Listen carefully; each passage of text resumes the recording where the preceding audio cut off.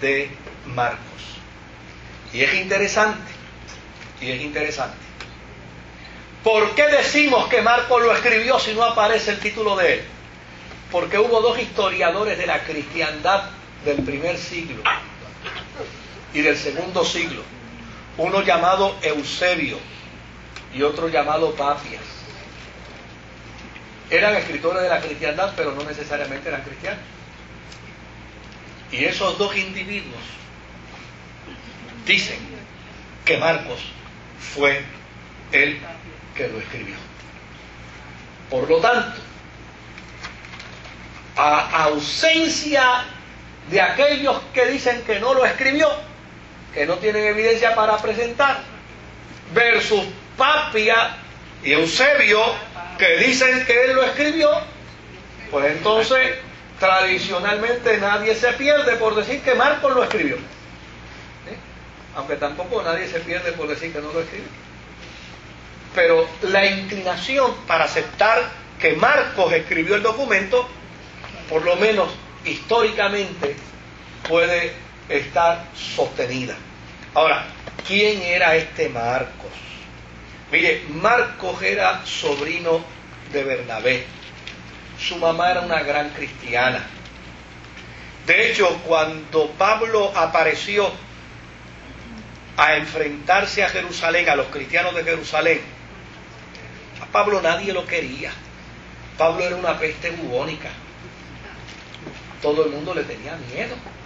La gente, los cristianos pensaban, este es lo que viene a saber dónde nos metemos, para después arrestarnos y matarnos. Pero entonces se le apareció en el camino el tío de Marcos llamado Bernabé. Y Bernabé le dijo, ven acá, cuéntame, ¿qué fue lo que te pasó? ¿Cómo fue que te sucedió? Y Pablo le contó a Bernabé. Y Bernabé le dijo, yo te creo. Yo creo en ese testimonio que tú estás dando. Vente conmigo, que yo te voy a introducir a la iglesia. Y desde luego, Bernabé era un hombre muy respetado dentro de la iglesia primitiva.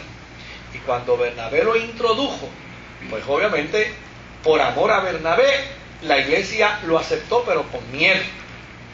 Entonces, ¿qué sucede? Pablo desaparece del escenario, está 3 años por allá por Siria, ¿verdad? Y entonces después de 3 años reaparece y su mentor sigue siendo don Bernabé.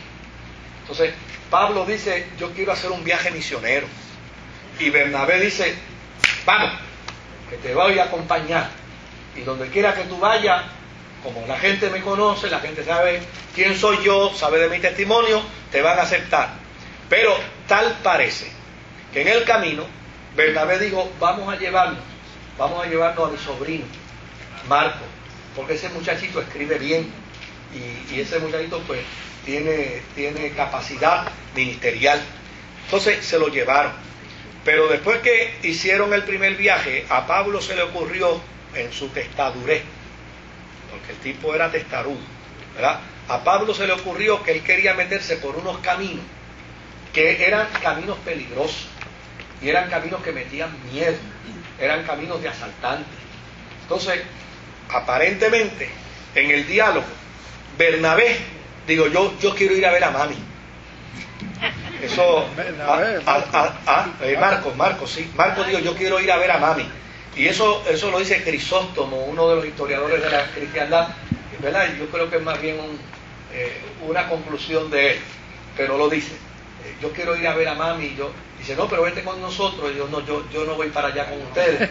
Y desde luego, Pablo interpretó que él no quería ir porque tenía miedo. Y el tío le echó la bendición y lo mandó para su casa. Y Bernabé se fue con Pablo, hicieron la travesía y regresaron. Y cuando regresaron, pues Pablo de inmediato dijo, mira, vamos a preparar el segundo viaje. Y vamos rápido a meterle mano a esto. Entonces, desde luego, Bernabé dijo, sí, claro, vamos para allá. Pero cuando Pablo dijo, bueno, ¿cuándo salimos? Pues salimos tal día. Bernabé dijo, pues déjame llamar a Marcos para que vaya con nosotros. No, el mocoso ese con nosotros no va. Ese muchachito es un aguafiesta, ese muchachito es un cobarde, siempre anda con miedo, yo no quiero andar con él, esto es lo que nos puede crear problemas, si él no tiene pantalones para ir con nosotros, que se quede aquí. Y desde luego Bernabé se sintió ofendido y le dijo, pues mira, vamos a hacer entonces una cosa, ni va mi sobrino ni voy yo, porque a mí me parece que no es justo el trato que tú has tenido para con él, porque Pablo era Pablo, era Pablo. Y eso es lo extraordinario de la Biblia, que la Biblia no le anda haciendo relaciones públicas a nadie, La Biblia dice de las virtudes y de los defectos de la gente. Y Pablo era testarudo, y pues ya necesariamente Pablo se fue y Bernabé se separó de él. Claro, aparentemente, el cuento llegó a oídos de Pedro, y Pedro dijo, dame un muchachito que ande conmigo. Imagínense, Bernabé le entrega entonces a su sobrino a Pedro, y Pedro se lo lleva para todos lados. ¿Qué cosas no le contaría Pedro a Marcos? Sobre todo ese tema del gnosticismo, que Pedro estaba en contra de él. Esas conversaciones, mira cómo estos sinvergüenzas están diciendo que era un cuerpo fantasmal. Si yo estaba cuando Tomás le metió las manos en las heridas, si yo estaba cuando traspasó la puerta, si yo estaba cuando él llegó el momento en que fue a hablar conmigo y me miró con misericordia y habló conmigo y me restauró. Entonces, toda esa data Marcos la recibió del protagonista principal. Ahora, para que la historia sobre Marcos sea justa, mire qué sucedió. Al final, cuando Pablo estaba preso para morir, escribió una cartita y dijo, por favor, tráiganme a Marcos acá. Creo que me va a ser de utilidad ahora. Y desde luego, esa historia es hermosa porque vincula a Marcos como un líder que fue vindicado, porque tener miedo no es pecado y asustarse no es pecado, ¿verdad? Entonces Marcos queda vindicado ante la vida y ante la historia de la iglesia primitiva. Ahora, desde luego, la tradición dice que fue escrito en Italia, pero usted sabe que la tradición todo lo pone en Italia. Y todavía sigue siendo así porque yo no... Italia es un poco más grande que Puerto Rico.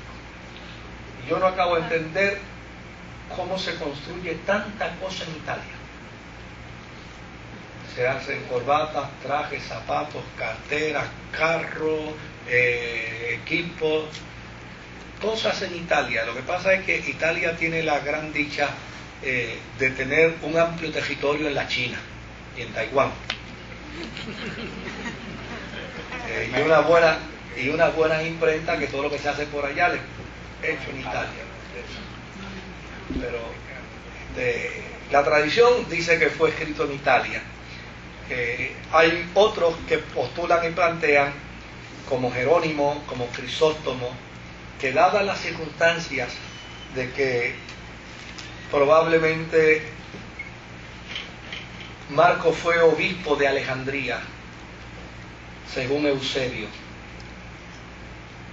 pues hay muchos teólogos que tienen la tendencia en sugerir que él escribió en Alejandría.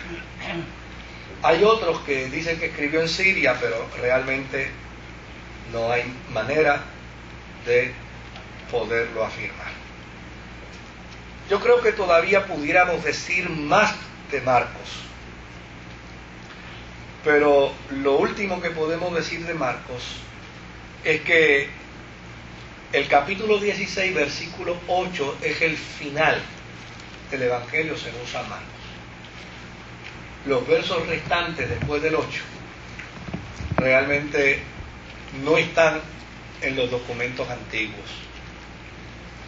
Y al no estar en los documentos antiguos, pues se postula que son versos de adición posterior.